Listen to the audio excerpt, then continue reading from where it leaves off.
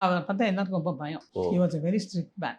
நல்லா படிக்கணும், ஈவினிங்கில் விளையாடணும், எக்ஸசைஸ் பண்ணணும், எல்லாம் ரொம்ப ஸ்ட்ரிக்டாக வளர்த்தாரு எங்களெல்லாம். ஆனால் அதே நேரத்தில் ரொம்ப அன்பாகவும் இருந்தார். நாங்கள் சாப்பிடும்போது எல்லாரையும் கூட உட்கார வச்சு எங்களுக்கெல்லாம் அவரே ஊட்டி விடுவார். அவருக்கு என்ன ரொம்ப பிடிக்கும் சார்? ஃபிஷ். எங்கள் அம்மா பண்ணுற கருவாட்டு குழம்பு ரொம்ப பிடிக்கும். கருவாட்டு வார்த்தை தான் பிடிக்கும். அவருக்கு வந்து அம்மானா அவ்வளோ அன்புன்னு கேள்விப்பட்டிருக்கோம். ஆமாங்க. தன்னோட அம்மாவை பத்தி உங்ககிட்ட என்னலாம் ஷேர் பண்ணியிருக்காரு? எங்ககிட்ட அவர் ஷேர் பண்ணுறது வந்து எங்கள் அப்பா தான் அவரை பற்றி நிறைய சொல்லியிருக்காங்க. அம்மானா அவருக்கு ரொம்ப பிடிக்கும். நாடகம் நடிக்க போனாங்க இல்லையா, ஆமா. அப்போ கூட எங்கள் அப்பா கிட்ட ஐயோ அம்மா இல்லாமல் கஷ்டமாக இருக்குன்னு ரொம்ப அழுவாங்களாம். அம்மா பிரிஞ்சு இருக்க முடியலன்னு. ஆனால் எங்கள் பாட்டி ரொம்ப ஸ்ட்ரிக்ட்டு. அவங்க என்ன பண்ணுவாங்க, முரட்டுத்தனமா போய் வெளியே போங்க, எல்லாம் பணிச்சு குட்டடி வாங்க அப்படின்வாங்களாம்.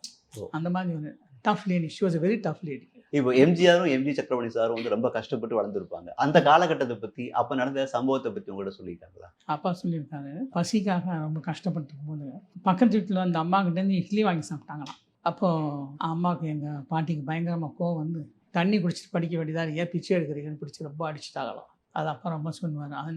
அந்த பசியால் தான் அவர் சத்துணவு திட்டத்தை கொண்டு வந்தார். யாரும் பசியோடு இருக்கக்கூடாது.